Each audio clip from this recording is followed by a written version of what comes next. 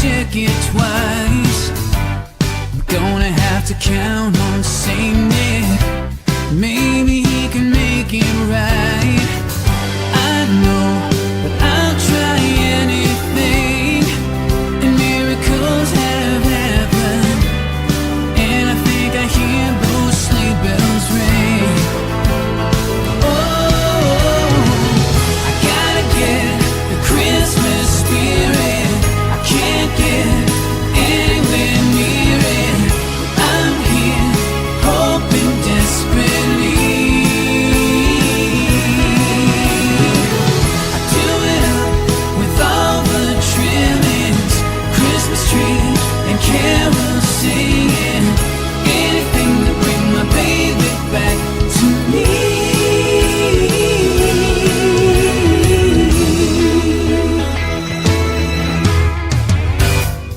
All I want's a happy ending, waiting there when I get home.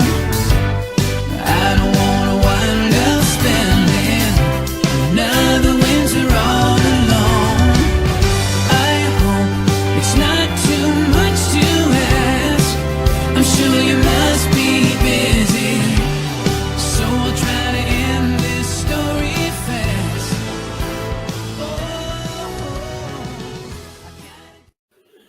Happy New Year! What? Merry Christmas? Yes. Yes. My bad. One holiday at a time. Yes. Merry Christmas from all of us at 13 Dimensions. Merry Christmas, Happy Hanukkah, Happy Kwanzaa, Mele. Melikalikimaka. Yes. I am so glad somebody actually knows how to say that. Don't look at me, I wouldn't be able to. So how's everybody doing? How's Christmas? We're getting there. Yeah. It's we Christmas. are definitely getting there. We got Star Tree Wars up. going on. Got Santa's ugly elephant back. Here I am, the oddball without the hat. One of us is not like the others. He's got the gorgeous hair. You can't cover that. He's playing Jesus this year. I haven't heard that one before. Wow. And I thought I was bad. Oh, you'd be surprised, Scotty. I guess I'm not the only one on Santa's naughty list. She is. Stand up a little bit. On the naughty list. Yep. So I'm excited about this. I We're am all too. covering different Christmas traditions. Christmas traditions. So I hope Talk a little bit about the myths. The myths, legends. the legends. Oh yeah, Macho Man. Sorry. Our traditions. Oh, you mean this right here? Ooh, dude, I didn't even see that, man. I came prepared. Oh yeah. Snap into a Slim Jim. Dude, that was crazy, dude. I didn't even see you bring that in here. I knew you would probably bring some, but I didn't realize it was Macho Man Randy Savage, dude. That's the only ones that I get. These are the big jerkies. Yeah, that's a lot of meat. That came out wrong. These are the big Slim Jims, but the ones that I really want are the hot and spicy ones. Those are the good ones. But this one does have a bit of a kick to it. Nice. This is the kind that I eat on the show. And I am so glad that they are still using Randy Savage's image on these things, because he started doing this back in the early 90s, and he's been gone now. It's got to be coming up on 10 years. Yep. Very close to that. Yeah, and they are still using him as sort of like a spokesperson, I guess. That's what they call it. Dude, that was good, man. Yeah. That they call that royalties. So Randy Savage, Merry Christmas wherever you are, Yeah, absolutely, brother. and to everybody else out there. Yes. Who wants to start? Well, Why do I have to start? because Because you're the only one who actually you're knows it. covering the main guy, Yep. and then we can feed off of you. So I wanted to cover the the main man, Santa Claus himself, Mr. St. Nicholas, with the real story of his life. And all of a sudden, I can't remember any of it. Saint Nicholas of Myra. Actually, he wasn't born in Myra. He was born in another town, but he ended up becoming the Archbishop of Myra. He was born around 300 AD, and they're not quite sure because nobody really, birth dates and things like that weren't important records back then. Nobody cared about when you were actually born. They cared more about when you died, and they cared more about dates of important events outside of being born. So, but we know he was born around 300 AD. His parents were older. His parents had, there's a lot of church belief that says that St. Nicholas's parents, they refer to them a lot as Abraham, because his parents were older and had prayed for many years for a child and finally got to have a child. He was born into a very wealthy family. His uncle was the Archbishop of Myra at the time of his birth. And he was born kind of to a very well-to-do family. They were very, very wealthy. Unfortunately, his parents died while he was still young to the plague. So St. Nicholas had a lot of money. He ended up becoming a monk. He ends up going, before any of that, he's trying to find what to do with all of his wealth. Well, there's a story of a man who had 3 beautiful daughters, but he could not afford a dowry. He was poor, and he couldn't afford dowry so that his daughters could be married. So that meant they would have to be sold into slavery and become slaves. So St. Nicholas goes, when the oldest daughter is supposed to get married, St. Nicholas goes before her wedding, and he decides he decides to leave a bag of money on the man's doorstep. He kind of knocks, runs off. The man opens the door, finds the money on the doorstep. So the first daughter is able to be married. The man can afford the dowry, and she's not a slave. St. Nicholas again goes when the second daughter's time to be married comes around. But this time, he drops the money down the chimney. Well, the family had hung their socks by the chimney to dry at night. And it just so happened that it fell into the girl's stocking, which is why we have stockings hanging up here. We don't have a fireplace in our home, but that's where the tradition of hanging your stockings by the fireplace comes from. What? Hard to believe it came from. What? Well, I'm just curious why they're hung up so freaking high. Like, you expecting Andre the Giant to get in there? And I'm just, okay. Have we met? Don't worry. We'll put a stocking on a stepladder. I appreciate that, That'll man. help for you. Yeah, absolutely. Merry Christmas. Merry Christmas.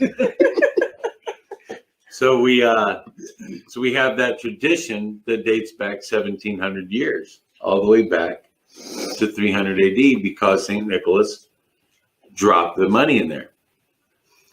The third time he goes for the third daughter, the man of the house wants to find out who's doing this, because St. Nicholas is trying to keep his identity secret. Okay, now before we go there, was he actually St. Nicholas at the time? No, his name was Nicolaus. Okay.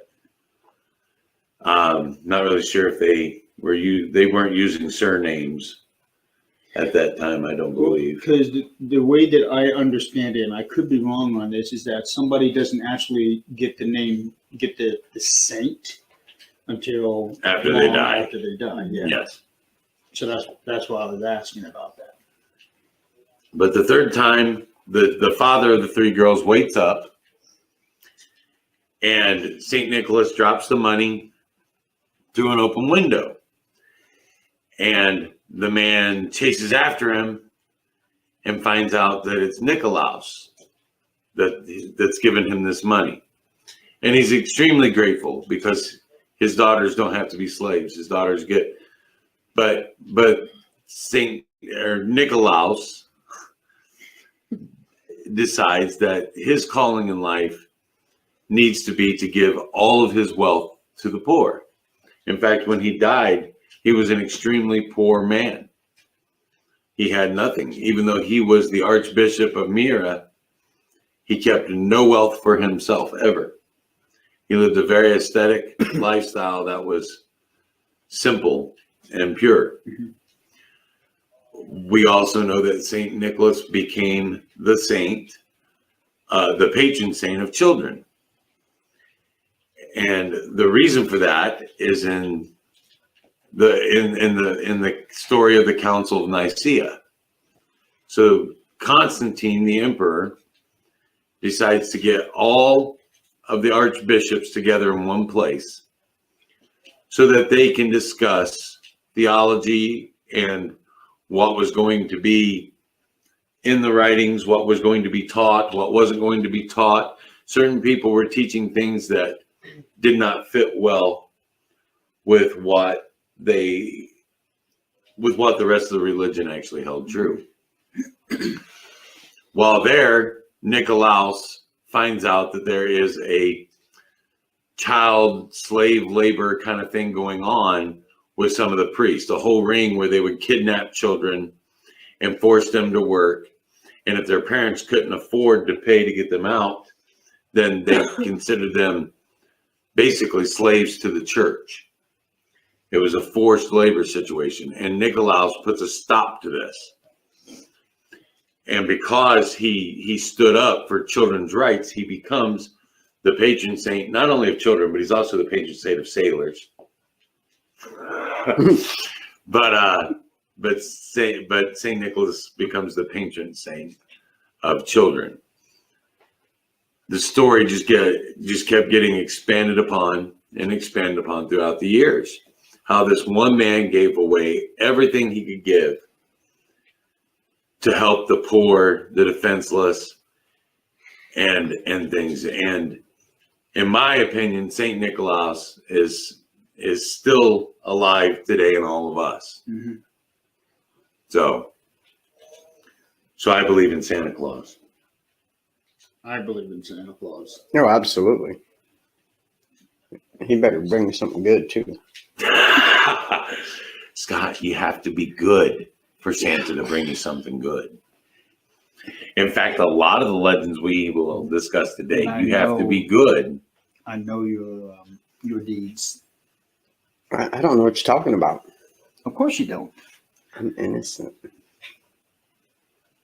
But you know, you talking about that's so interesting how the folklore and legend has carried on into today's tradition, especially for us. Yes. And what I finding even more interesting is how us in our country, in the United States, a lot of what we celebrate is actually more of a European tradition. Well, what you have to understand is when it comes to those stories and it comes to those traditions that carried through Christendom, most people who are biblical scholars would tell you that Christ died in the springtime. Correct. And that he was also born in the springtime, not December 25th. But there was a pagan tradition that the pagan tradition was the winter solstice. Yep. They celebrated the winter solstice.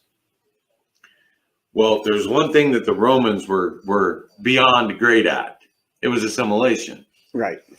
Look at the Greeks. The Roman Empire started from the Greek Empire. Well, how do we make the Greeks happy? Well, we're going to take all their gods. We're just going to rename them a little something different. So as they spread northward, into these pagan cultures, they decided to keep the pagan dates for their holidays, just change the holiday. So that's why we celebrate Christmas on December 25th. You don't want to get me started on the nativity scene. I'll ruin it for you. No, we're good. And this is why he is the historian. Exactly what I was going to say. This man's This is why knowledge. He's the historian. He knows his stuff that the rest of us, we don't. Basically. I know enough about it. I live with them. I hear it quite often. Okay, I yield to that. So I'm sorry. But I mean, it is true. If you look it up, it is true that the Romans were just masters at assimilation, absolutely. at taking a culture and consuming it, but making the people happy about it. We keep the dates, we keep the celebrations. We're gonna make you part of us. We're gonna make you part of us, but we're also gonna make us part of you. So would I be wrong to say that that was probably the inspiration for the Borg? I'm not exactly sure. What? Jeremy has studied the Borg more than I have. I only know what I've seen. You do get the reference, Yeah, I do. okay? Just making sure. I'm not always dumb. I'm dumb on the Borg. I don't get the reference. I'm missing something somewhere. Okay. Are you familiar with Star Trek? Very little. Because Star Wars is better. Get the reference. So the Borg is they assimilate entire cultures into their own, but everybody is exactly the same. Nobody has any identity, and the people don't get a choice. If the Borg were to come here, we don't get a choice. Resistance is futile. I got you. And So they may have stole part of that idea then from the Yes. Romans. it's a complicated story. Let's put it that way. Well, you have to remember the Roman Empire, out of all the empires, was the largest. So it spanned from Great Britain all the way to Africa, north to south, and from Asia all the way to France and Spain.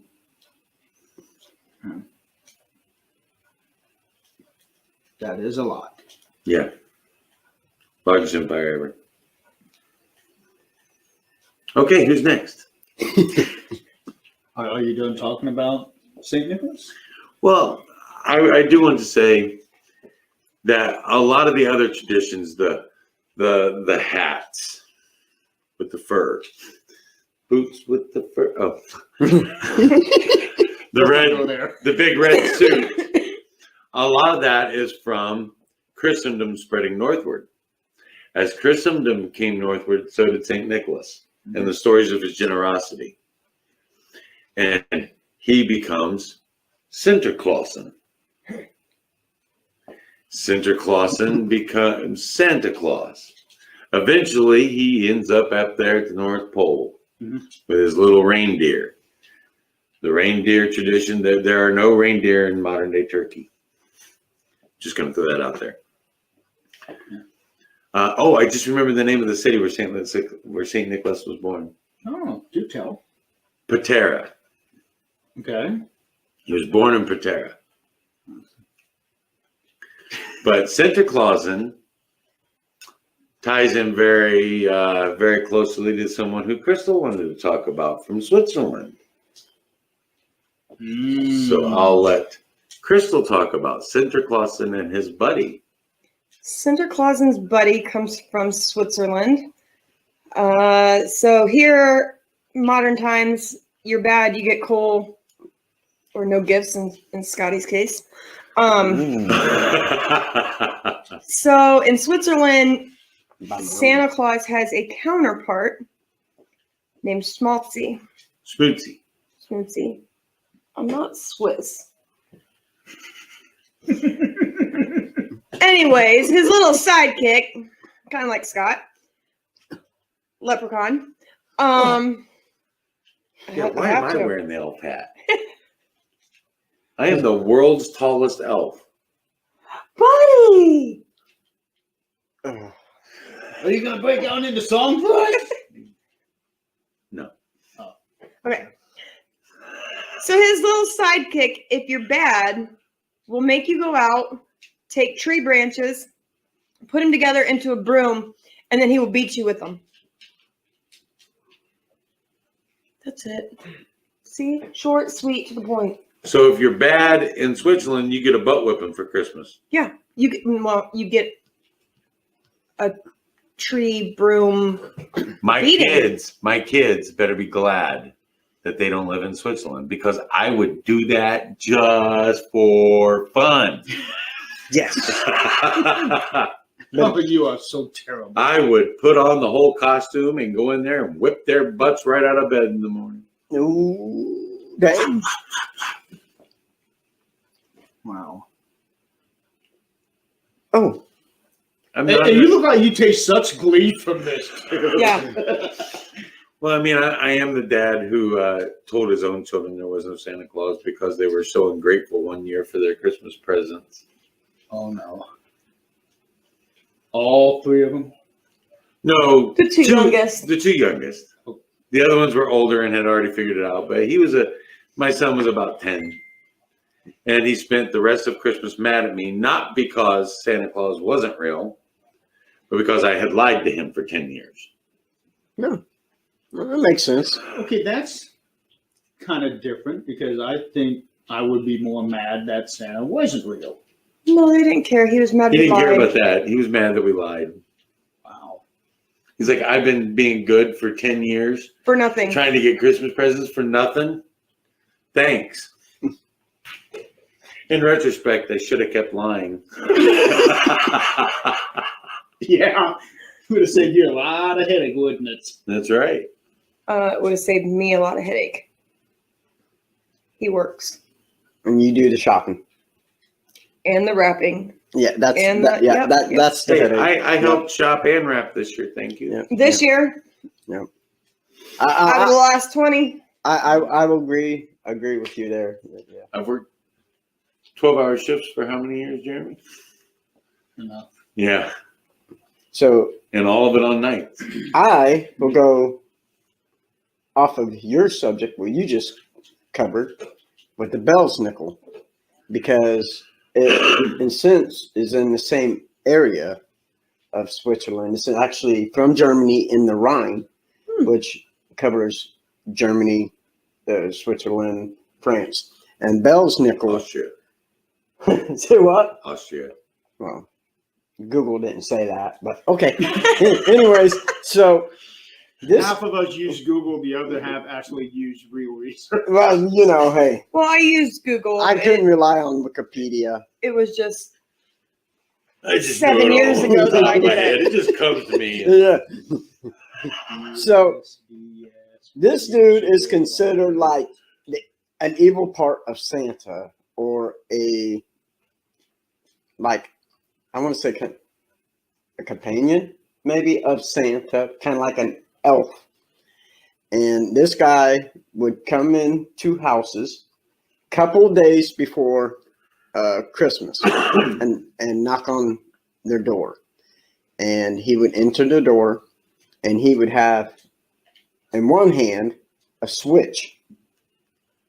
And in the other hand, he would have a bag of gifts or fruits or whatever, nuts for kids. And the kids would have to either recite a poem, a Bible verse, or a math equation for him. And if they could do that, he would put the gifts and whatever on the floor. But in return, the kids had to remember their manners. Because if they didn't, instead of getting the gifts that was left on the floor, he would switch them on the back, That's on kinky. their back. Wow. That I don't know about that, but you know, so yeah. And what's crazy is on, I hope I can say this, Netflix, there is a movie, whatever, called Christmas Chronicles 2 that have Kurt Russell in it. And they actually, in this one, they actually talk about Bell's nickel in it. And it's really pretty interesting. But what is weird is how they explain him, because there's so many different versions of how he is. One of them is he's a guy in all white, and he can then turn into like this smoke or this fog and come through a keyhole for the house. And another one is that he's just a man dressed up in fur as well. Boots with the fur. Oh. Right. Everything with the fur. But a third one is that he is a guy who dresses up with a mask that has horns and or a tongue sticking out, which is odd because of one of the ones that you're going to be covering has kind of like the same concept from Germany. Yeah. But I found this intriguing because it made me think of, like you guys said, our holiday tradition. Can you imagine, like here, like just to clarify, when immigrants came over to the United States from Germany and stuff in Pennsylvania, they actually brought this tradition over with them. But being in Indiana, where we are, can you imagine that kind of tradition of growing up from our parents having the same kind of tradition where it wasn't a Santa Claus, but a Bell's nickel, and in your head you always thought, if you're not good, you get your gifts, or if you are good, if you're not good, you get the gifts. Yes, if you are good, you get your gifts, but if not, you're getting a switch on the back. Because I remember plenty of times not being good and getting that switch. You know, Every day. but that doesn't surprise me from you. What about the time your brother decided to get a Switch? Yeah, that was great. He comes back with a little green one, Yeah, no. and my mom whipped him with it. So the next time she told us to go get a Switch, he came back with this humongous log because he thought if that little bitty one hurt that bad, then the great big one wouldn't hurt so much. And my mom was laughing so hard she didn't whip us. That would make sense. I want to switch him, not kill him. I told him not to get the little green one. Mm-hmm. But, you know, I just love that, how they described that. You know, you better behave or you're getting a switch on the back. It's kind of almost religious, like the Cat of Nine Tails. Right. And like I said, it kind of goes in sight with what you were just talking about. Right. Well, not only that, but I don't know if you've ever been switched on the rear end and had somebody miss and hit your back. You realize how old I am? Shut up. Well, when Abraham Lincoln was president, we didn't have switches. No. We earned those switches and liked it. Uphill, both ways. I don't think I ever liked it. Anyways, so yeah, that was my story on Bell's nickel. So I found that very intriguing. Well, That leaves your turn. Don Juan. nobody done want. No, I'm not even gonna go. Okay, so what I'm going to be covering is Krampus, and this is one of the more famous stories here at Christmas time, because this Especially guy, since the 2015 movie. yeah. I've got 3 movies. The actual big budget film, and I've got 2 of the low budget films, the indie films, but they were still done very well. I enjoyed them. I watch them every year. I am, as much as I love Christmas, I love the evil part of Christmas. It's cute. That's cute. So anybody who knows me, Halloween is my Christmas, Yes. but Christmas is my Halloween. Were you born breech?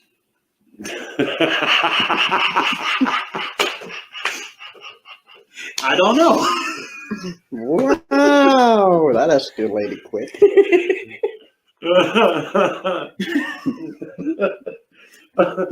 All I can think of is, does your mother have any children that lived?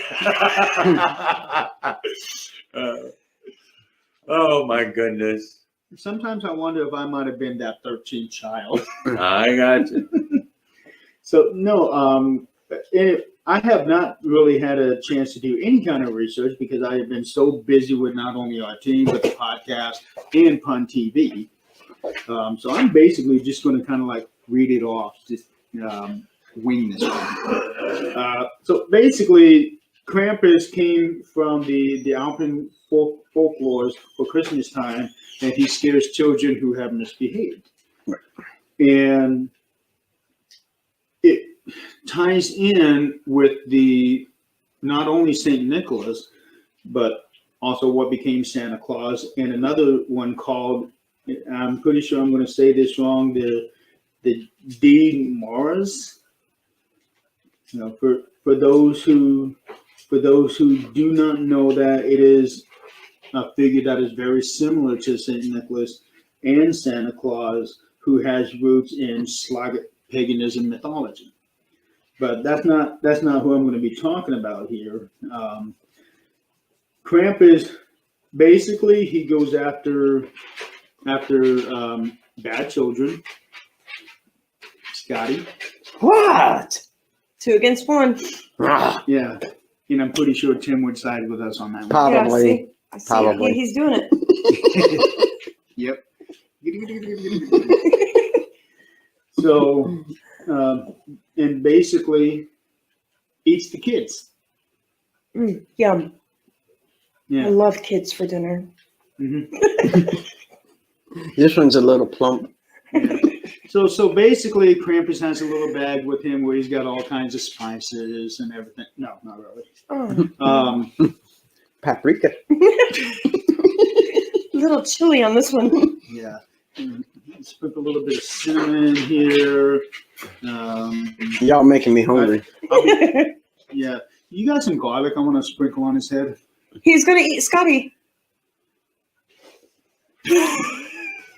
Hey, where you going, man? I ain't got my nugs. Well, it's funny you should mention that, Scotty. Oh, no. It's funny that you mentioned that. This is for you, and this is for you since it's Christmas. Uh-oh. Go ahead and open your gifts. I'm going to let Scott open his first. No, you go first. And the funny, Nothing's gonna pop out at you, I promise. sorry, folks, my I Jingle promise. Balls had to release some eggnog. Dude. Is that what I think it is?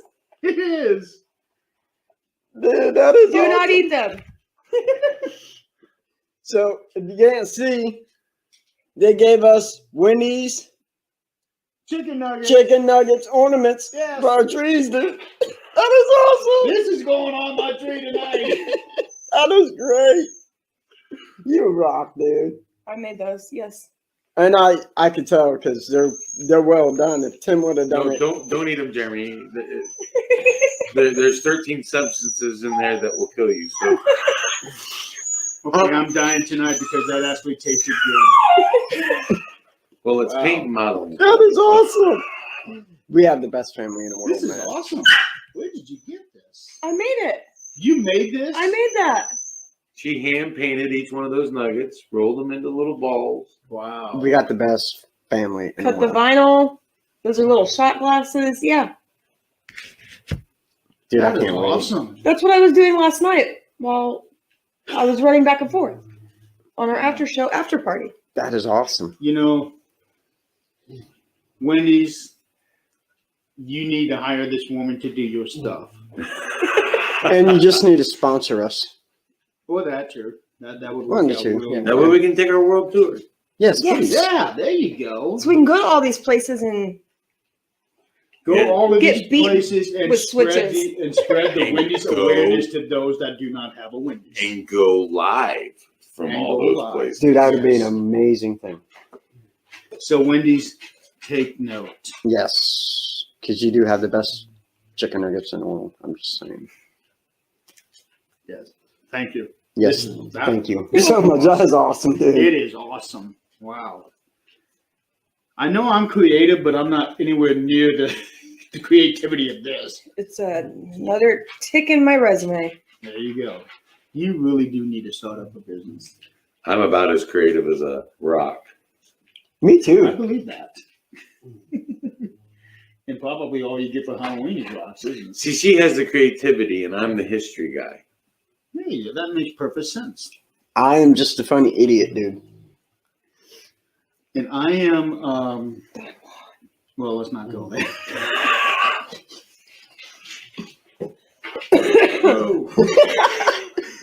Yep, it's bald. So anyway, Nobody saw that, right? So you have yeah, nuggets, it's on but we video. can't eat them. So don't get mad. There yes. are nugs. So this is the one exception. We have nuggets on the show. It's just not the edible kind. Right, so we apologize. But we do everybody. have nuggets on the show, Yes. especially this nugget. Butt nuggets don't count.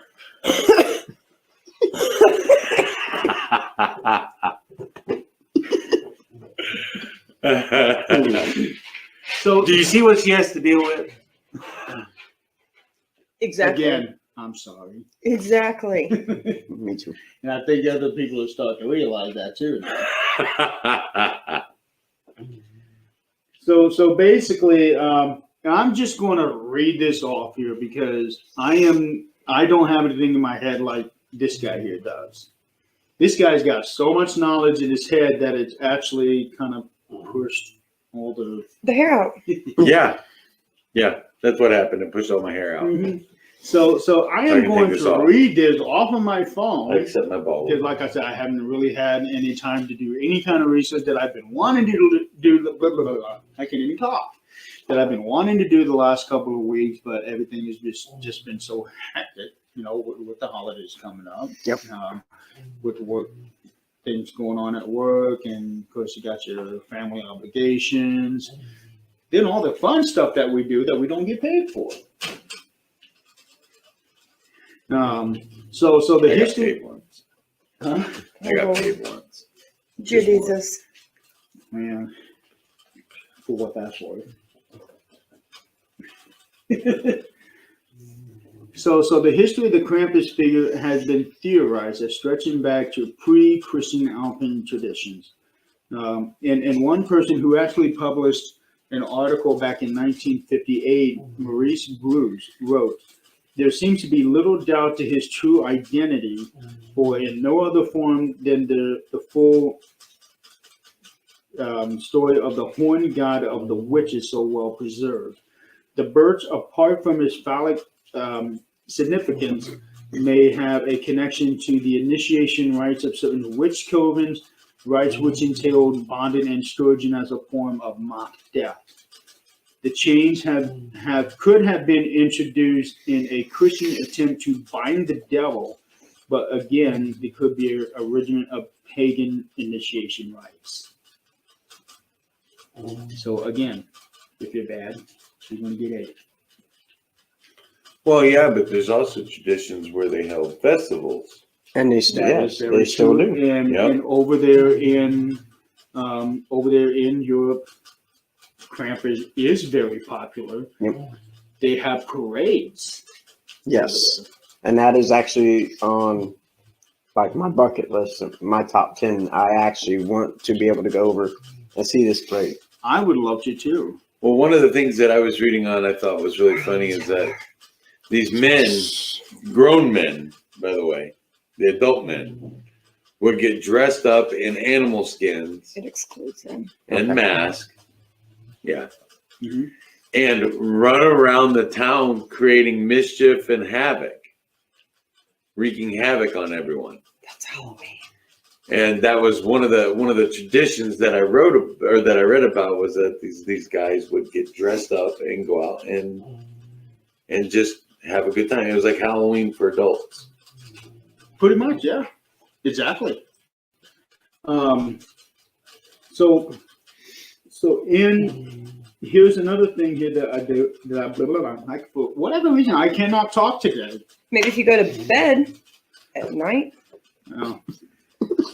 Let's not talk about it. and get up in the morning. Oh, it was afternoon. I know. After this guy here calling me 1,000 times, trying to wake me up. So anyway, another person, his name is John Hogman. I think I said that right.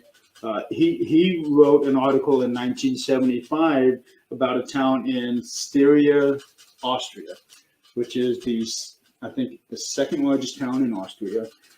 What he wrote is the St. Nicholas Festival we are describing incorporates culture elements widely distributed in Europe, in some cases going back to pre-Christian times. Nicholas himself became popular in Germany around the 11th century, so long after the deeds that he had done. The feast dedicated to this patron of children is only one winter occasion in which children are the object of special attention, others being Martinmas and the Feast of Holy Innocents and New Year's Day, which is something that apparently Scott thought this was all about. Max devils acting really bad and making nuances of themselves are known in Germany since at least the 16th century, while animal masked devils combining dreadful comic antics appeared in medieval church plays. Again, I am not very good at talking, so bear with me. A large literature, most of it by European folklorists, bears on these subjects. Austrians in the community we studied are quite aware of heathen elements being blended with Christian elements in the St. Nicholas traditions and other traditional winter ceremonies. They believe Krampus derives from a pagan supernatural who was assimilated to the Christian devil. Dang. And there's that word again, assimilation. Mm-hmm. Yeah, It happens a lot through history, folks. I believe that. And I also believe that what we understand now is probably very, very far from the ideals that they had way back then. Yeah. It's almost like one of those things where I'm going to say, "Hey Tim, I'm going to buy a car." By the time you tell Crystal, Crystal tells Scott, Scott tells other people, I now own a car lot. Yep. Right. It's a game of telephone. Yeah. I like to call it muddy history, because it kind of, you take a little bit of reality from here, a little bit of reality from there, a little bit of reality from here, and then it all gets swirled together in just a big mud hole. Pretty much. Yeah. Like swirly ice cream. No ice cream, Jeremy. Leave it to the ice cream guys to talk about ice Right. cream. Yeah. I mean, We're looking in ice you might as well just call it a mudslide. That's And you That's are more- the that's big more of boy Crystal's that alley. starts that slide. Yeah, I am. Ain't nothing wrong with putting a little dynamite in an avalanche to get it going. Just try to be up at the top with the ski so that you can ride that avalanche. Oh man, that would be so scary. More of a snowboarder. Snowboard. I've done both. Ski, snowboard. Yeah, that works. sled. Sled. Your ass is on the ground. Sled. Or my personal favorite, just go tumbling down there and build a big snowball around you as you go down there. Look, Mommy, Frosty. Yes! Frosty the Snowman.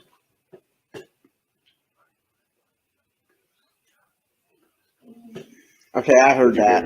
Yes, Goose Scott. Oh, well, you can't have Christmas without a Christmas goose. Well, but guess what though? I got good hearing, believe it or not. It's just selective. I got smacked. Ouch. You're lucky I didn't smack your arm further up. Yes, I am. He has no right arm, right? No. None. I Not, got one good arm, one bad arm. yes. He cannot do his shoulder at all. So you're basically at our mercy. I can bend my elbow. I can get my hand up to my nose. That's about it. Yeah, I just can't move my shoulder. Or smell your fingers. The wrist, the elbow. I can move all that. Wow. Just not this. And I can't. The doctor told me I can do this. Ooh. So Like that Shaquille O'Neal. So I can get my Christmas groove on. That's about the extent of my limited dance skills right there. Yeah, that's about the best I can do too.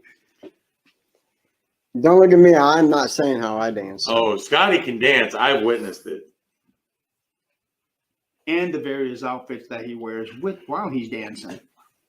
I don't know You what just you're have to talking watch about. when he starts backing his butt up. Embrace. Now that concerns me because I'm sitting behind him. I'm just telling Maybe you. you're gonna get goose. I ain't had no alcohol. You want to switch seats with me? No, I'm good. Okay. So, there's stories, and that's the evilness on the other side of St. Nicholas. Yeah. Is how if you're bad, well, Well, that's You're not because gonna the turn three out of too us well. have those evil tendencies, and he is probably the only good one of this group. Well, hang on What? now. I do know a little bit about the story of the Yule cat. dude, and I I want yeah, to hear about that one. yes. So the Yule cat is a Jeremy's creature. been in the Sure. eggnog. If he thinks he's a good one. I do. The Yule cat is a cryptid creature, and it's a very large cat, ranging anywhere from the size of a man to the size of a house, Ooh. depending on where you hear the story from. Right. They believe it came out somewhere between 1000 and 1500 AD. So the story of the Yule cat is that he comes up to your window at night.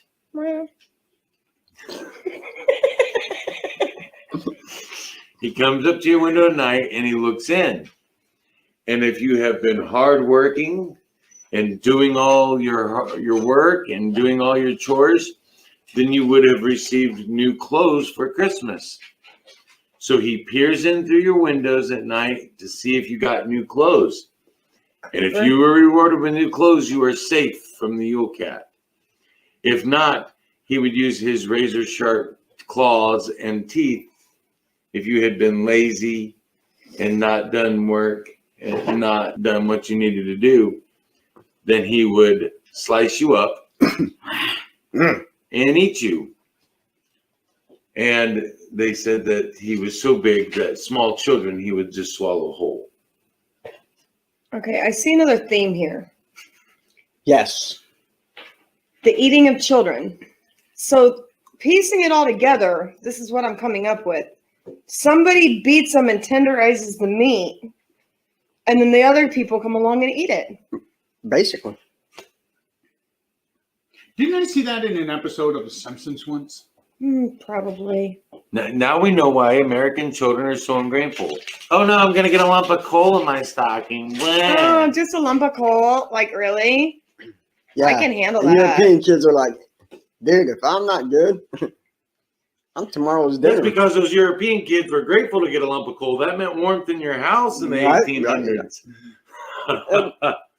I mean, and I love the Yule cat tradition because it's still passed down over in Iceland. Yep. You know, and because I was reading, so so I don't. I did fail to mention the country of origin. Yeah, and but you know, it's in its way, families still give each other warm clothes to keep warm during that time of year. Mhm. So, Iceland's actually very green though. and There are Greenland's still very some icy. others out there that I was able to get out of this one to go along with the Yule Cats. You got the Yule Lads, which is also Icelandic. Mm-hmm. It's What's that one That called? doesn't sound right. well, let's see here. So we got the Grilla. That's also Icelandic. Mhm. So the Yule cat ties in with the Grilla because the Grilla was like a giant or a troll, and the Yule cat later became associated as its pet, as the Grilla's pet. So, Grilla, whichever way. Gryla had a pet, and it was a cat as big as a house.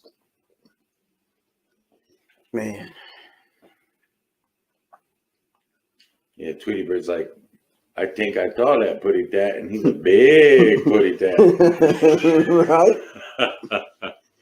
But another one is the percha or bircha, whichever way you want to pronounce it. But in English, it's Bertha, which is at one time a common name for females. Once again, this one ties into Christianity. It does. This one comes in from the Alpine paganism of the Upper German and Austrian regions of the Alps. Her name may mean bright one, and is probably related to the name Berchentag, meaning the feast of the Epiphany. Percha is often identified as stemming from the same Germanic goddess as Hoda and other figures of German folklore. You've taken 3 years of German. You learned any of this? Mm-hmm. Yeah. Frau Perchta? Mm-hmm. Perch? Is he saying it right? No. Didn't think so. I didn't think so. Perchta. How do you say it? I don't want to say it right off the top of my head. I have to see the spelling. Is it Perchta.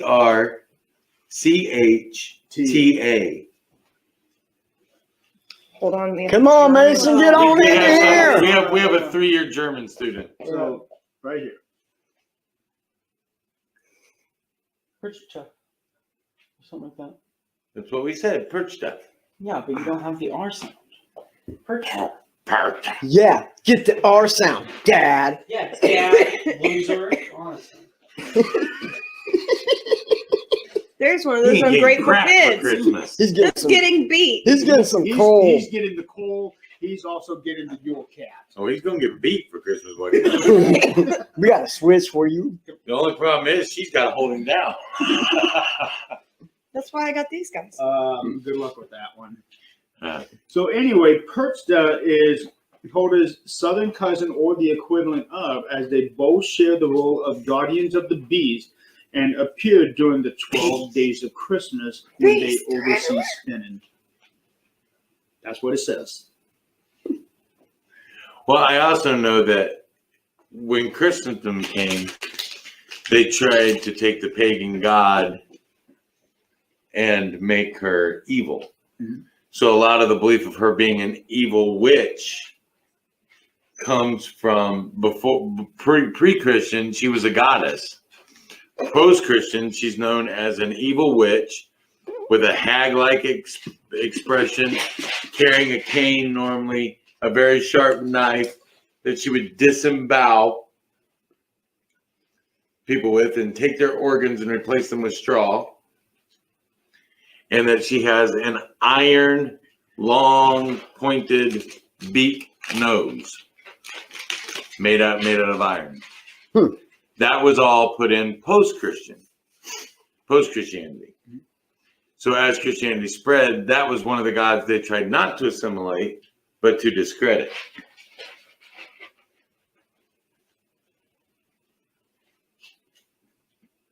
Next. Anything else stuck in that brain of yours?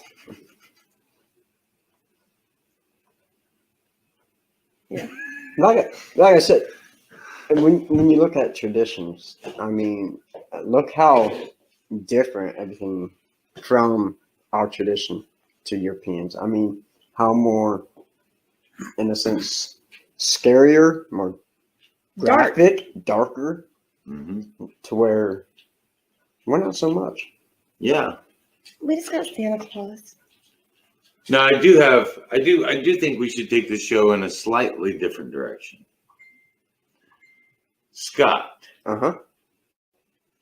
Jeremy, Crystal, I want to talk about some traditions that we have in all of our families. Awesome. Because one of the things that is, He just spilled his pop. yeah, I'll clean it up later. One of the things I think that is important to Christmas Back row can't for talk. each and every one of us is our family traditions that are passed down generations and generations. A tradition that we started with our children when they were little is this. The Christmas pickle. That is an old German tradition where you hide a pickle in your Christmas tree every year at Christmas, and the first child to find the pickle on Christmas morning gets to be the first one to open their presents. So that's a Christmas tradition in our house. What are some Christmas traditions in your guys' homes? We never. There was really only one thing that we did when I was a kid, if you want to call it a tradition, is that, of course, we had our Christmas tree, but there's also a 1.5 to 2 foot Christmas tree for me specifically that I actually still have, and the lights still work. The original lights from 35 years ago.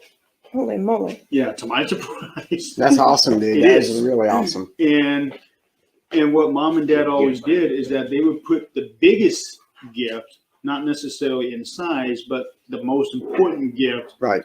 that they had for me, and put it underneath that one, and that would be my last gift to open for the morning. And I still have that tree, and it is actually sitting on my little mini refrigerator in my bedroom. That is awesome, man. It is. And that the fact that the lights still work after all Yeah, this time. whoever made those ones. Yeah, they made that thing to last. So you could say that would be one tradition that we had. Another one is something that I got from both mom and dad, is the joy and the love of decorating for Christmas. And As you can see. Yes. yeah, Cleaning up these lights. and it was when we were living in Florida. Dad started decorating the outside of the house, and we lived on the corner of a cul-de-sac.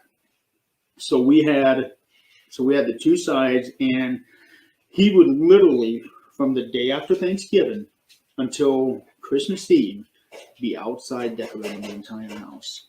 Outside. Wow. That is awesome, though. And Smart man. And mom would be on the inside decorating the house. Awesome. And that it actually landed us in the newspaper of the Port St. Lucie newspaper in Florida, where they did a nice story on us. They interviewed my dad, they interviewed myself. I don't know if they interviewed my mom, but my dad still has that article somewhere in his Very cool. house. And I got the love of decorating from them. And even though I live alone in my house, as you guys have already seen, Scott, you were finally able to see it last night. Yep. My house is decked. I literally decked the halls inside and outside of my house. He takes that song literally. Although I didn't see any boughs of holly. No comment. Crystal, what about another tradition from our house? I'm gonna let Scott go first. Oh, yeah, I'm sorry, Scott. Whatever, Tim. I thought you had already gone when I got up to go. No. No, I was the one doing all the talking. Growing up, I don't remember a whole lot of traditions, but being married, with April, we have started each Christmas Eve. The kids we get new pajamas every year. So on Christmas Eve, we all exchange and get new pajamas, which I absolutely love. It's become a great tradition for us to do. And still having a couple kids in the house, I like to read night before Christmas on Christmas Eve. And I think that's always something important to me as a good tradition. And that's something I want my kids to continue, even if they don't read the night before Christmas. Pajamas, it's just a nice little tradition, and they don't have to be expensive, So for us, it's definitely on Christmas Eve we all open up new pajamas. Very cool. So I'm kind of old. That's why I don't remember growing family traditions, So Very cool, man. there you go. That's short and sweet. Damn. So unlike Jeremy, Christmas is my favorite holiday. I will go all out and I will celebrate Christmas from the day after Thanksgiving clear through. So for us, there are several traditions. Yeah, there's a lot of traditions here. Let's see. So Tim proposed to me December 2nd/3rd. I say it that way because it was 2:00 in the morning. So where he proposed was the Marion Walkway of Lights. So it's a tradition to always go down there, see the lights. We go once by ourselves, at least, sometimes 2 times. We go once with the kids, and now I have started taking my niece and nephew because I don't have grandkids, which I'm fine with. So we keep passing that down generations. From when I was a kid, we always did Christmas Eve with my dad's family, Christmas Day with mom's family. So every year for Christmas Eve, which I think you did get to take part in this a couple of years before Grandma quit doing it. My grandma always made the same dinner Oh, God. for Christmas Eve. It was always waffles and the smoky sausage links Ooh, yeah. See, yeah. every night But she made for yes, Christmas Eve dinner. waffles, but she burnt them horribly. The waffle maker, I think, was Older than her. as old as Grandma, and we always set off some smoke detectors when we were It was cooking. really People need to realize that smoke detectors are not timers. well. Grandma kind of was. Her waffle iron was so old. How that old when- was it? Yes, Timmy. Ba-da-cha! That when she plugged it in, it would throw sparks. Yeah. Oh, Yes. Yeah. I mean, this thing was ancient, but Yeah. we loved the fact that the tradition stayed. Now that Grandma Kind has of. passed, we don't go, and because families have grown and grown and grown and grown. We have a new tradition now with my mom, and every Christmas morning we go and we open up gifts, and when we're done opening up gifts at my mom's, we have French toast instead of waffles And sausages. and sausages. Nice. That is it's a brunch for us. We celebrate my parents on Christmas Eve. So just the same. Dad's family on Christmas Eve, mom's family on Christmas Day. And my parents have never been the big Christmas Day dinner people. No, we do appetizers. Yeah. So they make a bunch of snacks and appetizers. Like cheese sticks, pizza rolls, nachos, like all these different appetizers, the little smokies and barbecue sauce or meatballs. Normally one of those two. So we just have like potato skins. So we have all these appetizers and we just go over there and everybody just kind of eats when they want to eat. We kind of spend the day there with them. And then when we come back here, home, at our home, one of the traditions from when I was a child was that we got to open one Christmas gift on Christmas Eve. Yep, we did that too. And we've always let our kids pick one of the smaller gifts to open on Christmas Eve. Right. Like Jeremy, our kids, where you got the one big gift, not necessarily in size, but Mhm. that one. Expensive gift. We always have one bigger gift for the kids, and it's always marked special. Mhm. I always put that. That's the one that always says from Santa, and it's marked with the star, and they know that that's the last one. They have to wait till last to open it. I remember specifically 3 years, the big gift. 2 of those years were CDs. Let me guess, Richard Marx. So the first one was actually the greatest hit CD of his that had just come out. And then the other one, to my surprise, was it's a Rush Street album, his third album that he released back in '91. But it was something that a friend of my mom's, Judy, who basically was like an adopted aunt. Mhm. She found this CD. I had already had it, but she found this CD and was somehow able to get it autographed for me. That is awesome. That's was. cool. I still have it. That's pretty cool. And that was underneath my little tree. And the other one, which is probably my favorite gift of all time. Well, no, I take that back. The best gift I ever received will probably be told later on. But the best one that I got in terms of what mom and dad got me for that little tree was a DVD. Killer Clowns from Outer Space. No. I knew that was coming as well. Yep. It was one of the very first DVDs I ever got. And I still watch that on Halloween night every year to this day. And, you know, and I guess I'm going to pose a question for all of us. Mhm. When we were growing up and you got that special gift, you think it's more meaningful for us back then as it is for kids today? I think back then it was more meaningful to us because, in my opinion, the way that the world is now, a lot of people seem to not really appreciate things like we used to when we were kids. Would you guys agree with that? Yes, I would. Absolutely. Yeah. So since we're talking about favorite childhood presents, what about you, big boy? Oh my gosh. I still have my favorite childhood present.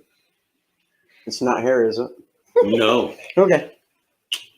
When I was 12, my grandfather bought me my first shotgun for Christmas. And I still hunt with it today. It still looks just the same as the day it came out of the package. Wow. I've kept it clean and beautiful for years. So I still use it. It's my favorite gun. My 12 gauge Mossberg Model 500 shotgun. Never jams on me. Fires straight as an arrow. She's not gonna look that it will jam up and blow my face Another off. tradition.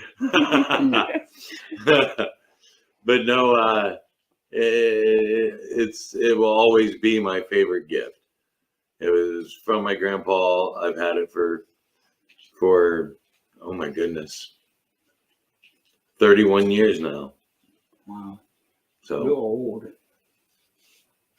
well, I mentioned that I was 12, so I'm aging myself. I'm 43. Yeah, you just aged yourself to the But ground. that's okay. I'm not ashamed of that. My Hard-earned 43 years. My favorite gift was actually something that I really received last year, and it wasn't a physical gift, but it was somebody's heart. Oh. Last year, somebody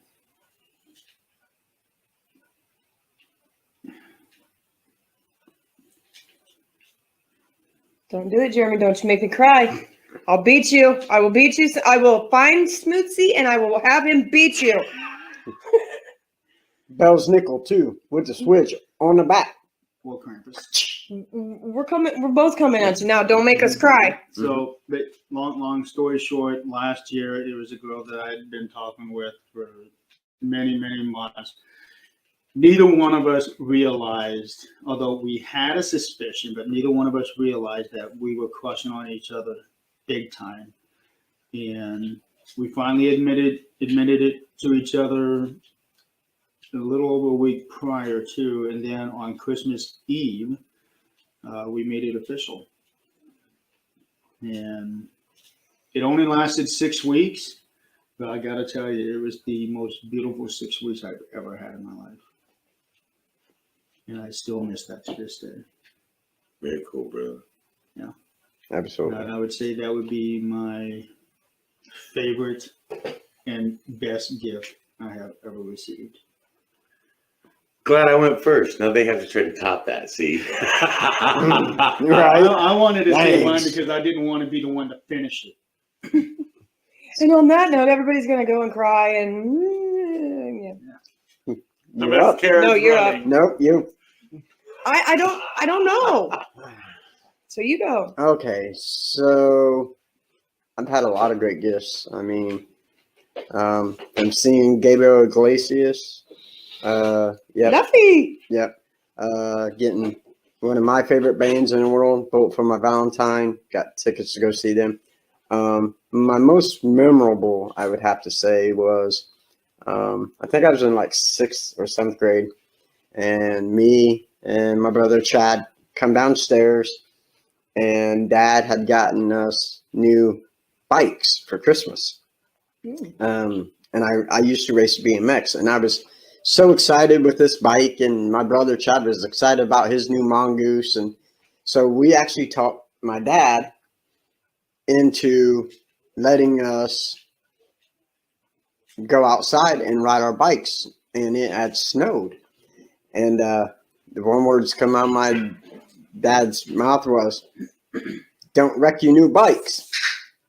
So me and my brother out, we're just cruising around doing some jumps, and sure enough, me and my brother, we lay our bikes down.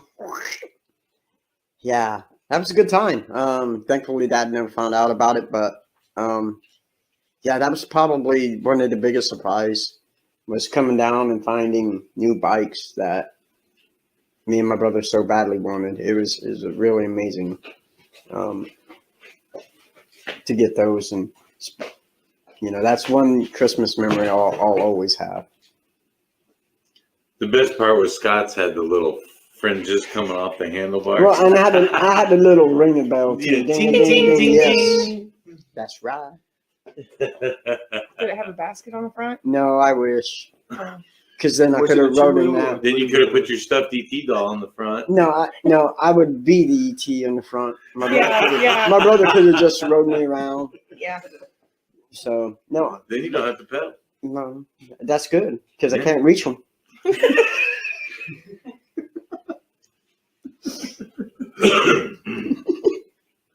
Wow. You're up, homie.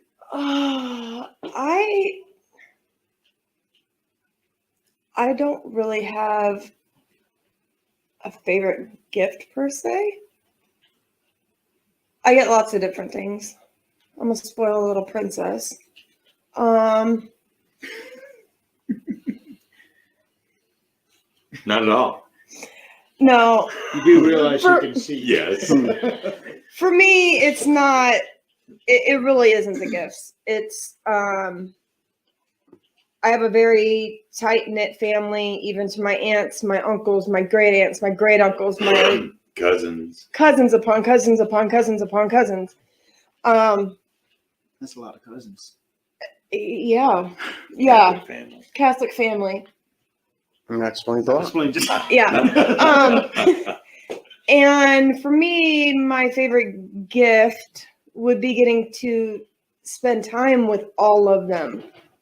I can remember as a young child, it went from my grandparents to my great uncles. They each, every year, somebody else hosted Christmas. And you would have your, like me and my parents and my sister and brother would do our Christmas. Then we would do Christmas with grandma and grandpa and my mom's brothers and sisters and their kids. And then it was everybody. And it was just, I can remember playing cards and Christmas music going and everybody's houses being decorated and all the, Those euchre tournaments were legendary. yes. But that's the kind of stuff that's Christmas to me. It's not what is underneath the tree. Almost every year I get a new, I know you guys can't see it, but these guys can. My Christmas village, I get another piece or two for my Christmas village. And they're meaningful and I love them. And each one of them represents somebody or something in my life. And we have our Christmas bulbs that we get every year when we're marrying. And my kids know, you break a bulb, I'll break your Behind. Because they are glad. I was going to say skull, but okay, that works. That's a little nicer. Krampus will look like Saint Nick when I'm done with you for breaking my bulb. But it's being with family more than anything. I would give it all away to just be with family.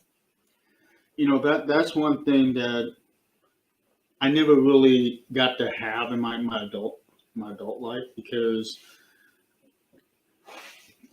when I was a kid, Christmas was all about family, but it was always me, mom, and dad. My brothers and sisters were all grown up and moved away. So, and my grandma, because my grandma lived with us for most of my life up till the time that she passed away when I was 19. If she didn't actually physically live with us, she was within a mile. And that's how close knit we were. My dad's mom, and her middle name was Hope, who my daughter is actually named after. Because when she passed away, I made a vow that my first daughter would be named after her, and that's how I got Angelia Hope. That's how we have Madeline Nadine. Yeah. Nadine is my grandma's middle name. It's Michaela Jean. She's named after Tim's grandfather and my grandfather. And then Mason Alexander is named after Tim's grandfather as well. So after moving out on my own, yeah, Christmas Day I would always go to mom and dad's house and spend Christmas morning with them. And now it's dad and Angelia. After that, there really is no Christmas dinner unless, like I'm thinking this year for Christmas, I'll probably make my enchiladas, which my dad loves. And I experiment with my enchiladas all the time, which you probably wouldn't want it. I know you would want it. I put all kinds of spices and buffalo sauce and everything. Oh, yeah. You're gonna give me Howard's toilet demons, is what you're saying. I'll let you talk to Howard about that. And I make it to where it's guaranteed that each bite of the enchilada, or each enchilada, is different. It's the way that I do it. And I've been doing it now for about 10 years, and my dad loves it. Very cool. Right on. And that was one thing I was actually looking forward to. Was looking forward to this year, stemming from last year, is actually being able to have a family. Because she's got 2 great children. And yeah, It's not easy. it's not easy. Christmas is different for everybody. It is. And with COVID this year, it's still really different. Yes. It's even more. Like I said, we always do our Christmas. We do my Christmas with my mom and my brothers and my dad and my sister and my nieces and nephew. And normally and you can ask Tim, we love Christmas. We do. It's my favorite holiday. But it's so hectic. Yes. Mm-hmm. Because get up here. My kids open their gifts. Okay, everybody, you see what you got? Great. Pack your crap. We're going to grandma's. Okay, pack your crap. We're going to an aunt's house or an uncle's house. And On the rare occasion they came to us, which is always nice. and then with Madeline, it was always okay in between here and there. Let's drop her off to her dad because Right. we always split holidays. Right. And so it was always crazy, busy. And I'm kind of glad that we have COVID in a sense that we're not going to be as busy this year. Right. We're going to be able to sit and enjoy. But we are going to do a StreamYard call with my aunts and uncles. So that way we can all still see each other because I have not seen my family, and Tim can attest to this. About every 2 months, we try, all my aunts and uncles and cousins, we try to do something to get together. It might be a cookout. It might be play cards. It might be something. And we haven't seen each other we haven't seen Aunt Linda for almost a year. Yeah, due to COVID. Yeah. So it'll be nice. It's going to be different. It's going to be really different, but it's going to still be nice to see them. You know, there is something I do want to touch up on part of what you said, but before I go into that, there is one tradition that I forgot to mention, and that was something that my mom did every Christmas morning. She would make a huge casserole for us, like an omelet type casserole. It had all kinds of eggs, had potatoes, had spices. It is so good, and she only made that Christmas morning. Now, you see, that plays into a little bit of what I was going to mention next, which is what about New Year's traditions? Does anybody have any New Year's traditions? My family used to make my great-grandmother's soup every year for Christmas. My great-grandmother was Hungarian. She's the one with the ties to Romania. Mm-hmm. She was Hungarian, or her mother was Hungarian. She was born in Poland, immigrated to the U.S. in 1913. I want to say right just prior to World War I. Right. She immigrated to the United States as a young girl, and she made something that her mother made that my mother ended up making called Hungarian stew. And when you make Hungarian soup. When you make Hungarian soup, you start off with a roast, and then you put everything in whole. So whole stalks of celery, whole potatoes, whole carrots. You can peel them or whatever, but you just put it in the pot whole. And then you would make a tomato paste base and boil it for hours and hours. And there's tons and tons and tons in it. And we always put in homemade noodles as well. And you boiled it in a great big cooker. But when the roast is done cooking, you take it all out and you put it all in separate bowls. And it's served smorgasbord style. So you go through and, okay, I want some meat in there. So you cut off some meat and you put it in your bowl. I want some potatoes. I don't like celery, so I'll skip that. I want carrots. But the flavor of the soup had everything mixed in. Okay. Nice. So you had this really awesome, flavorful soup, and it would break a sweat out on me and my dad every year so bad. We would just be pouring sweat. That hot? That spicy? Yes. Wow. The other New Year's Eve tradition we have, that was always New Year's Day. New Year's Eve tradition would be, I kind of started this with my kids. One year for Christmas, I got the entire works of the Three Stooges on DVD.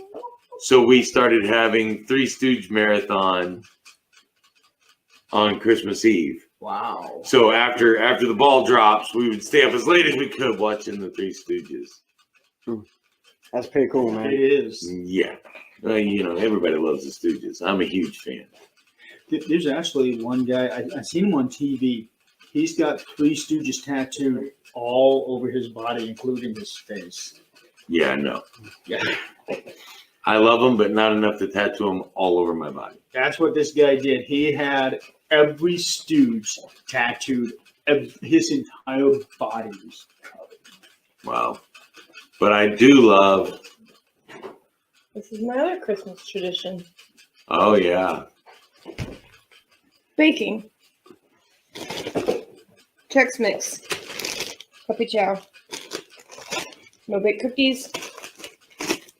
Peanut butter fudge. Chocolate fudge. Buckeyes. And peanut brittle. Oh, I almost forgot. Yeah, that's a tradition I like. That's a tradition a lot of people like. Because when it comes to food, I like food. As I gotten older, we really don't have any New Year's Eve, New Year's Day tradition. But I remember eating, I believe it was like steamed cabbage the day after. Mm-hmm. You know, Supposed to be- these. to bring. Oh, my German roasted almonds. Yeah. So, and my mom would make that with like smoked sausage. I can't forget my nuts. So It's supposed to be, I don't remember which culture, but that's supposed to be a good blessing for the new year. correct. So, and I do remember that. So, you. These are 4 What hours about in you? the crock pot. Good. Can you eat them? No. Sorry. That's okay. New Year's Eve, I always spend it at my dad's house. Every year, for as long as I can remember, I would be watching the Dick Clark special. Yes. Rockin' New Year's Eve. Yeah, every channel has their own special, Mm-hmm. but in my opinion, Dick Clark was it for New Year's Eve. And I was always over at Dad's house, watch the ball drop, Happy New Year, yay. When Mom was alive, she would make us eat one piece of meat and one piece of cabbage, whether it was like lettuce or sauerkraut or something. She always changed it up every year. Right. I hated that. I did. She's like, if you don't eat it, you're not going to have a good year. Okay. So I ate it. And unfortunately, ever since she's passed, I've never done it again because that was always Mom's thing. And this year, for the first time that I can remember, I'm actually going to miss the New Year's Eve tradition because I'm having to work on New Year's Eve and New Year's Day, where I have to get up at 4 o'clock in the morning. Oof. Yeah. So I'm going to try to go to bed early New Year's Eve, wake up in time to watch the ball drop with Dad, then go back home, go to sleep for a couple more hours, then go into work. Because there's something special about New Year's, about the New Year's. And I know a lot of people aren't exactly looking forward to it this year for many reasons, not only due to COVID, but also, with the political. I think a lot of people are looking forward to 2020 saying goodbye. They are, but what is 2021 going to bring? I'm not signing up for it until I see the clause. Right. Just so you know, if I hear round 2, I'm going to be very unhappy. Ding, ding, ding, ding, ding. Mm-hmm. Nah, So, you never know. yeah. So that was our New Year's Eve traditions. I would just go to Dad's house, we'd watch it, Yep. then I would go back home and go to bed. And the next day, New Year's Day, there'd be a bowling tournament that me and some of my best friends, we would go every year. And we actually won the very first tournament of this kind, the first year. And we bowled in it every year since then. And I've always been kind of iffy about doing it this year because of the pandemic. Right. With the new restrictions, it's almost a given that they're not even going to have the tournament. But it's still upsetting that I'm not going to be able to even have the option to choose whether if I want to do it or Right. not, because we have to work. As our kids have gotten older in the last few years, we always we host 14 teenagers plus our 3 kids that live in the house. So 17 teenagers In this house? in this house. Oh, we have kids everywhere. Yes, and they're all, for the most part, they all kind of do their own thing. Standard room only, almost. Right? But we also have games No, I that, bring in stuff like this, the folding chairs. yeah, and we play cards and we play games. We have a couple games that have become a traditional game. The break the box. Mhm. You wear oven mitts so you can't tear the paper, and you have to try to get the paper off. And it's a box inside a box inside a box, and then there's a prize. Oh boy.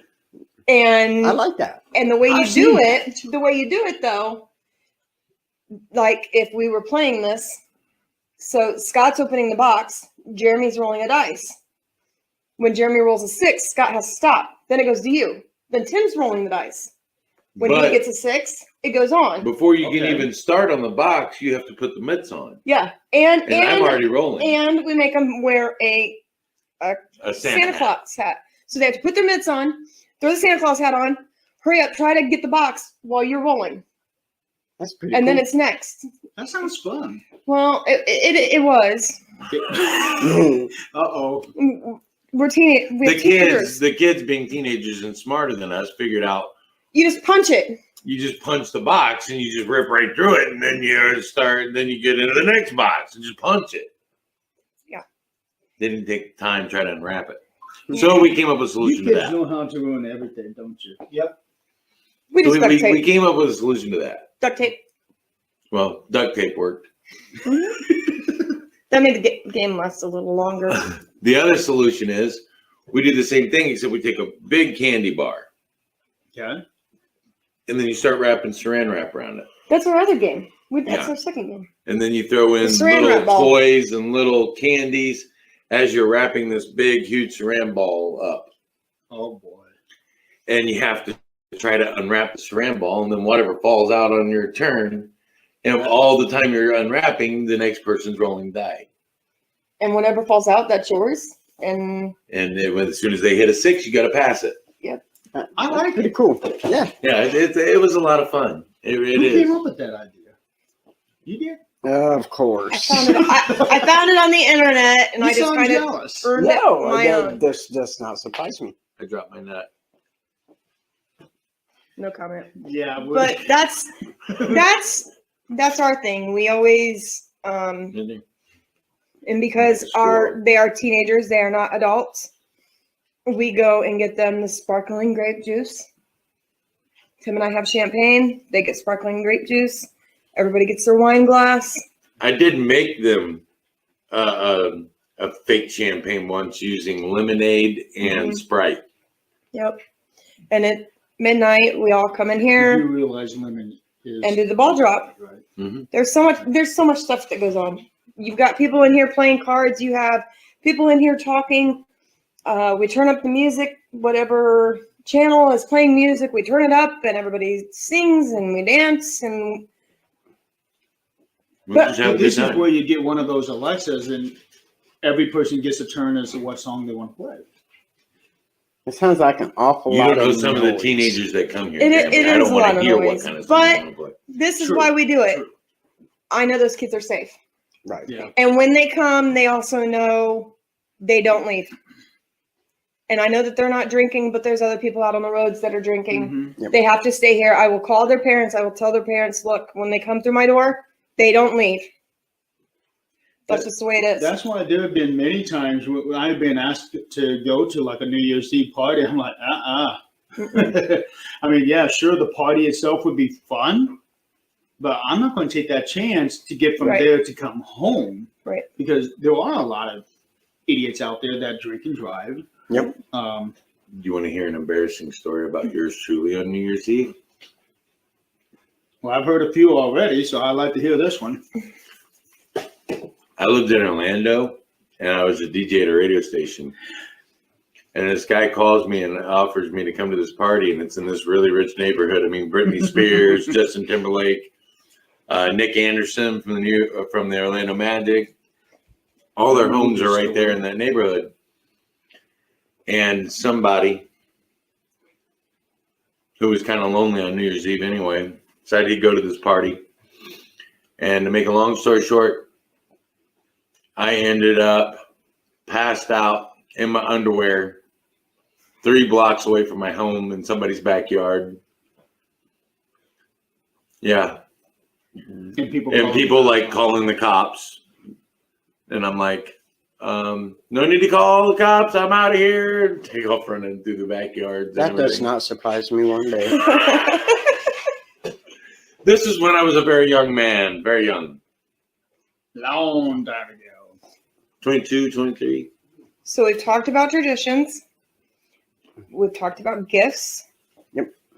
Now let's go to Jeremy's favorite 2 subjects: movies and music. Y'all knew it was coming. Yeah. Yeah, we did. So since it's your forte, you can start us. Okay. And don't tell me Killer Clowns from it's Christmas not. Island or something. One It's favorite not. Christmas song, one favorite Christmas movie. Okay, favorite Christmas movie. Oh boy, there are so many of them out there. Again, I do the movie marathon. I would probably have to say that as far as favorite Christmas movie, it's not a movie, but the series, The Santa Claus. I would have to say that. Tim Allen? Yes. Okay. I would have to say that is my favorite 1, 2, and 3. I don't think I can pick any particular movie because all 3 of them are done so well, and there's continuity all the way through in that story. So that would have to be my favorite. And favorite Christmas song, for the longest time, it was John Barry's "Oh Holy Night." Up until about 10 years ago, now my favorite Christmas song is "I Heard the Bells on Christmas Day" by Casting Crowns. That's a good song. It is. Because it, to me, it epitomizes what Christmas really needs to be about. It's not about the gifts. It's about peace on earth, right, and goodwill towards all men. That would be my 2 favorites. Scott? For me, really simple. Actually, maybe 2. The Grinch, of course. Gotta love The Grinch. I could The tell movie you, or the song? Both. I could tell you some things about the Grinch, but we're not going to go there. The one at Universal Studios in Orlando, Florida is perfect. A Christmas Carol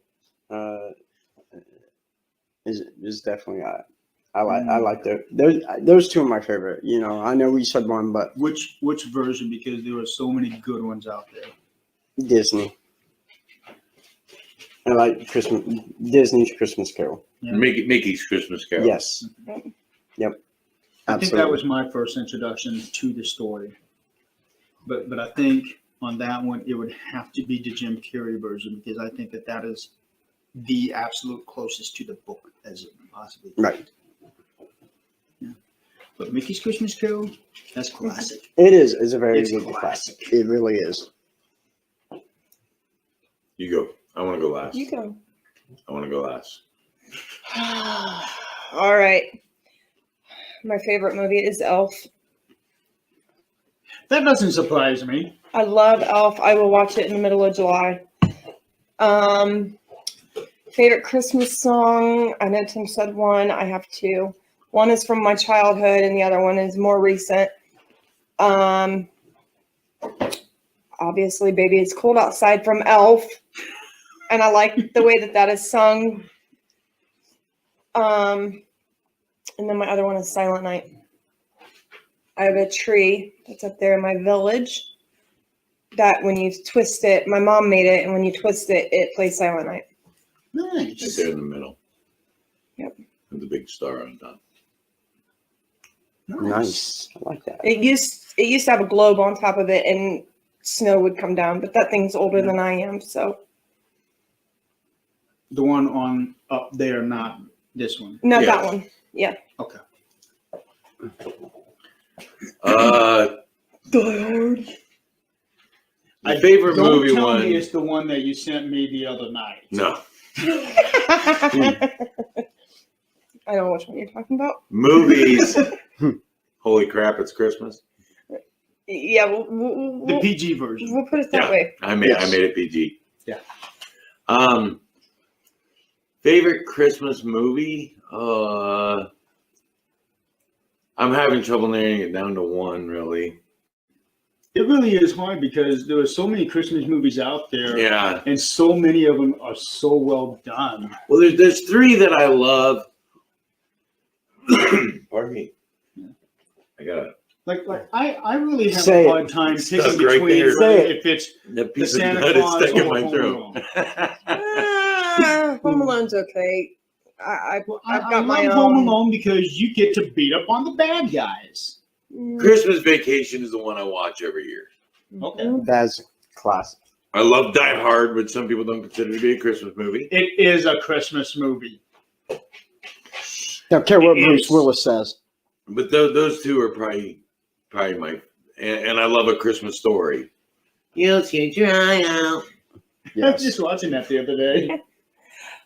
What message did you get Wednesday from Michaela when she watched A Christmas Story at school? Oh, she thought it was written about me and my brother Are you serious? and my parents. Yeah.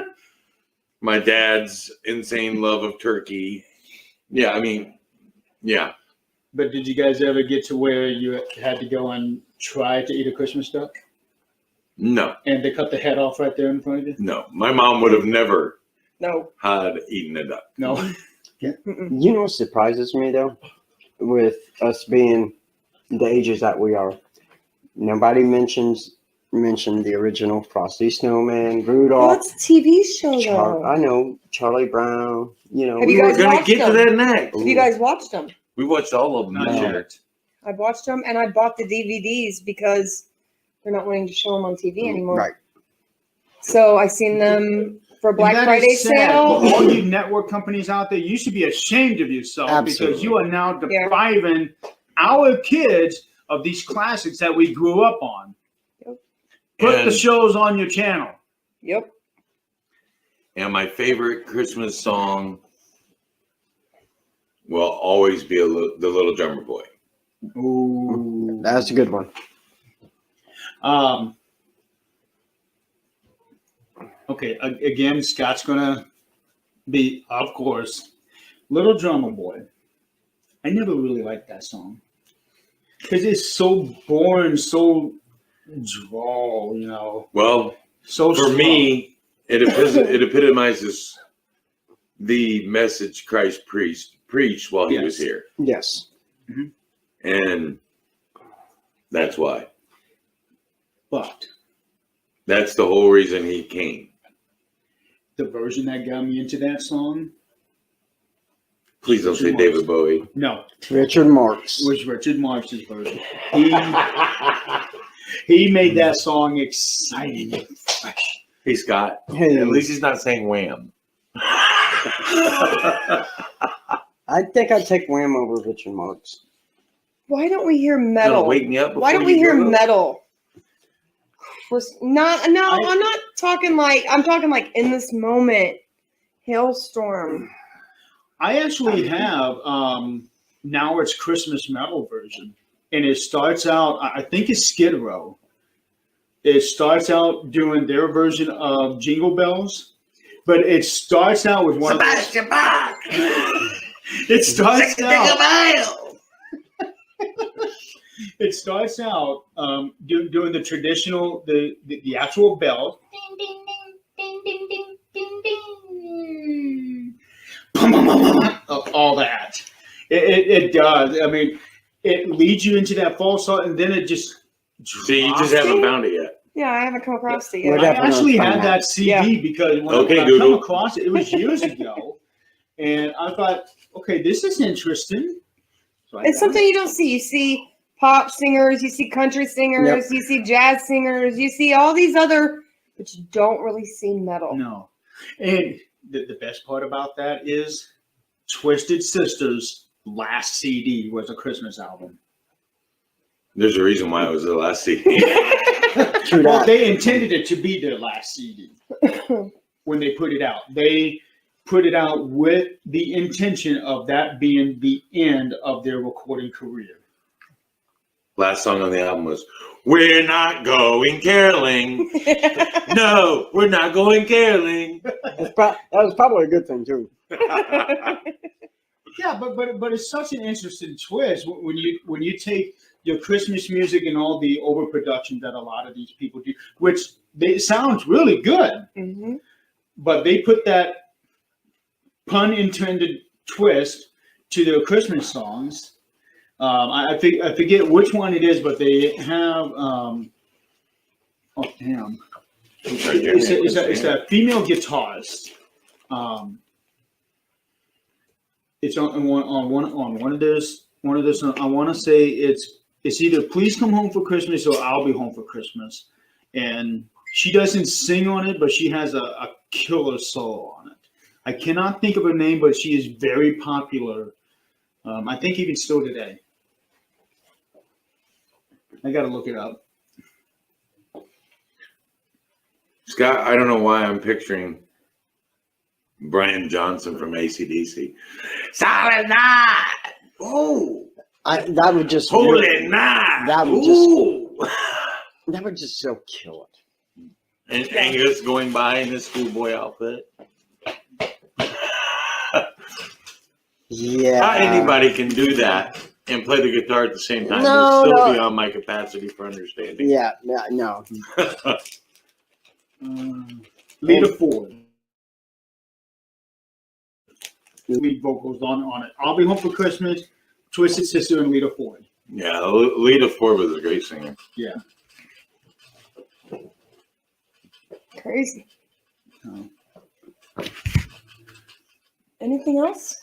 Oh boy. We're getting close on time. Yeah, I didn't think we would actually make it to 2 hours. But when you get the four of us talk, well, yeah, him especially. He's an hour and 15 minutes of it. You need your own show, you know that. You missed that conversation at Last 4:00 in the morning. I like behind the cameras more. Yeah, somebody's got to be up on camera. And I prefer being behind the scenes myself, but at the same time, I also like being in front of the camera. I'm not pretty enough to be on camera, damn. Well, maybe if you shave all of this off and get that stone. Hey, cold bald is beautiful.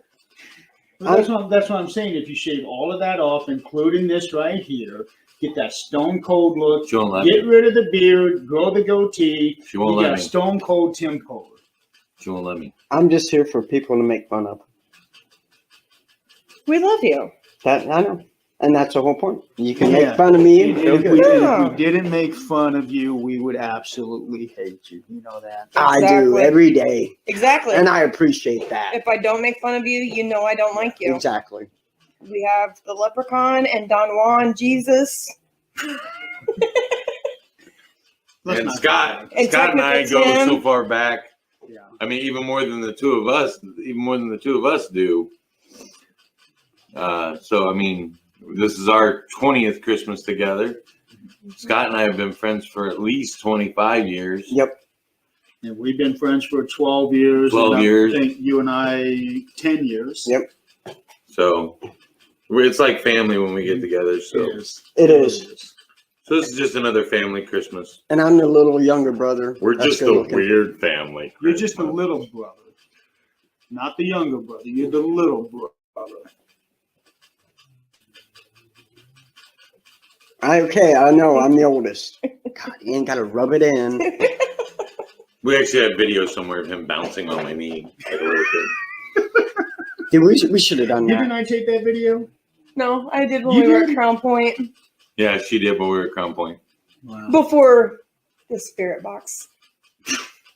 Loved him. He so It was a good loves time. you. Good time. Spirit Box loves Scotty. Good time. And the bad thing is, you got stood up by a ghost. Right? Twice. Yeah. So it's not just the humans that razz on you, it's the spirits too. I know, right? So just imagine if the three ghosts of Christmas came to visit you. Oh, it would have been horrible. A Christmas Carrie, the Scott Wilson story. Ooh, we should make a book on that.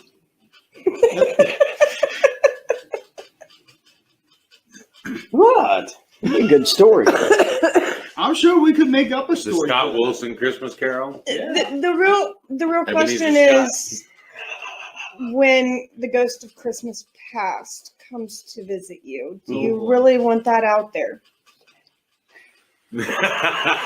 I'm just We would saying. have to make it the PG version. I mean, Of course, when honestly, you're writing a script and making the movies, there are creative. I mean, who would you get to play Tiny Tim? I mean, It's got to be him. oh. I mean, God. think It was my DJ nickname Chinese. Well, there's reasons for that. because of the irony. Right. Yeah. Mm-hmm. Who would be the ghost of Christmas future? Who would be the ghost of Christmas future to show him his? His future? Yeah. Who would be that? We would have to find somebody who is evil enough to do that. Steven. Steven? We'll let Steven do it. Okay, so Steven, if you do it, it has to be PG. Sorry, I had to.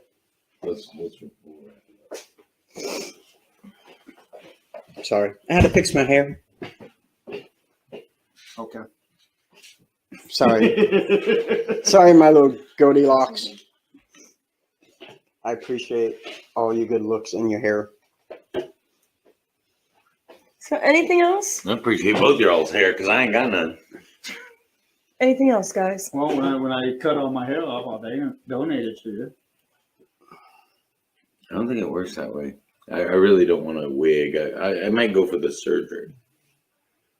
Wouldn't that look weird if I walked into work one day and had a full head of hair? Yeah, it would. Nobody would know who you were. Exactly. Because I remember right after I cut all my hair off and shaved my head, I actually got stopped by the HR manager. Who are you? I did, Amanda. Yeah. And as soon as I started talking, she said, "Oh, I didn't realize you did that." Yeah, I do it every 3 years.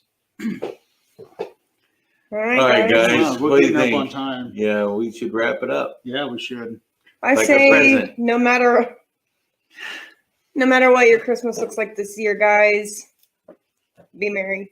Be Yes. safe. Be safe out there. Merry Christmas. And from our family to yours, we want to wish you guys a very Merry Christmas Yes. and a Happy New Year. And please be safe Mhm. and just. And we will not be on for New Year's. That is a pun show with all of our hosts. Yes. So the 13th Dimension will be on, but not as our normal show. Yeah. We will be talking with depending on who all decides to come in, because we can only have so many. Right. But we will be talking with the other show hosts, and we will be talking about not only for the shows, but for our investigation teams, and discuss goals that we have for ourselves, teams, and the shows for the coming year. So make sure you guys tune in for that. That's right. Thank you guys. We love you. Thank you. We love Appreciate you. Merry Christmas. Merry Christmas, and remember, if it's paranormal or beyond, We got it We got covered. it covered. that's right. Love you guys.